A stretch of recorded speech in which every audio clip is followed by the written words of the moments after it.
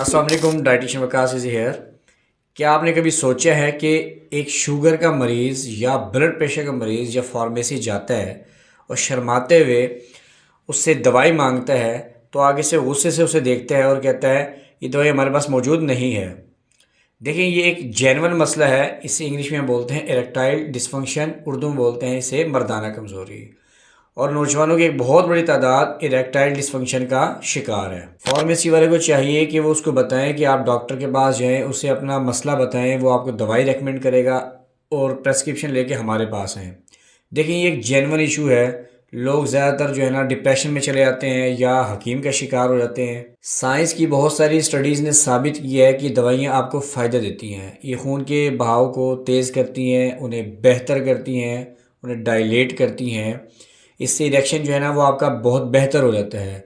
और वो लोग जिनका जो ब्लड प्रेशर लो रहता है वो इसे इस्तेमाल ना करें, और वो लोग जो दिल के मरीज़ हैं वो अपने डॉक्टर के मशवरे से इस्तेमाल करें, क्योंकि जो डॉक्टर है वो ऑलरेडी नाइट्रेट्स उन्होंने दी होती है, तो उसे हरगिज़ इस्तेमाल नहीं करना चाहिए, क्योंकि इससे जो ब्लड प्रेशर है वो लो हो जाता है। पहली जो दवाई है उसे हम कहते हैं सेलेडनाफिल।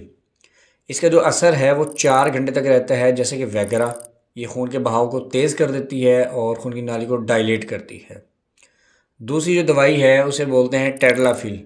इसका जो असर है वो 36 घंटे तक रहता है। ये भी जो खून की नालियों का बहाव है वो तेज़ कर देती है। ये उनसे ज़्यादा असर रखती है, क्योंकि इसका असर जो है वो 36 घंटे तक रहता है।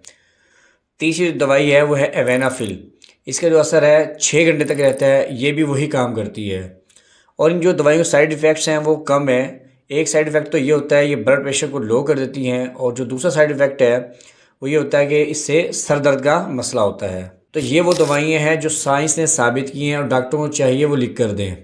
अब मैं कुछ मल्टीविटामिन्स की बात करूँगा जिनकी कमी की वजह से मर्दाना कमज़ोरी कम हो जाती है, और अगर उनकी कमी को पूरा कर दिया जाए तो मर्दाना जो कमज़ोरी है वो बेहतर हो जाती है। अच्छा, ये वो वाइटामिन्स हैं जो अगर आप रेगुलर 3 महीने इस्तेमाल करेंगे तो जो आपकी मर्दाना कमज़ोरी है उसमें बहुत बेहतरी आएगी। पहले नंबर पर जो वाइटामिन है वो है B3। वाइटामिन B3 आपको मिल सकता है रेड मीट से, चिकन से, फिश से और अंडों से। इन सब चीज़ों में विटामिन 3 बहुत कसीर तादाद में मौजूद हो सकता है, और आप ये यहाँ से हासिल कर सकते हैं। दूसरा जो विटामिन है वो विटामिन B9 यानी कि फोलिक एसिड। ये मर्दाना कमज़ोरी को दूर करता है। अगर इसकी कमी हो जाती है तो जो मर्दाना कमज़ोरी है वो कम हो जाती है, और अगर इसकी कमी को पूरा कर दिया जाए तो इरेक्शन जो है वो आपका बहुत बेहतर हो जाता है। ये मार्केट से आप हासिल कर सकते हैं। अगर आप खुराक से हासिल करना चाहें तो ये मौजूद होता है सब्ज़ पत्ते वाली सब्ज़ियाँ, जैसे कि पालक, गोभी। इसके अलावा ये मौजूद होता है कलेजी में, सूरजमुखी के बीज में, दूध और दूध से बनी अशिया में। तो ये वो सोर्सेज हैं जहाँ से आप विटामिन B9 कसीर मिकदार में हासिल कर सकते हैं। तीसरा जो विटामिन है वो विटामिन C है। ये एक बेहतरीन एंटीऑक्सीडेंट है। यह आपके जिस्म में जो सोजिश है उसको कम करता है। अगर हार्ट में सोजिश है जिसकी वजह से हार्ट अटैक हो जाता है, या आपकी जोड़ों में सोजिश है, तो जहाँ जहाँ बॉडी में सोजिश होती है, इन्फ्लेमेशन होती है, उसको ये कम करता है। ये मर्दाना कमज़ोरी को बेहतर करता है। ये जिस्म में नाइट्रिक ऑक्साइड की पैदावार को बढ़ा देता है, जिसकी वजह से जो खून का बहाव है वो बहुत बेहतर हो जाता है। आप इसे हासिल कर सकते हैं माल्टे से, संतरे, मौसमी, लीमू, सब्ज़ मिर्च, लाल मिर्च, अमरूद, केले और सेब। तो ये वो सोर्सेज हैं जिनसे आप विटामिन C हासिल कर सकते हैं। अगला जो विटामिन है वो विटामिन D है। विटामिन D मर्दाना कमज़ोरी को बेहतर करता है, और विटामिन जो D है वो इसकी कमी आप धूप से ही पूरी कर सकते हैं। यानी अगर आप 10 से 15 मिनट धूप लेते हैं तो विटामिन जो D है उसकी कमी पूरी हो सकती है।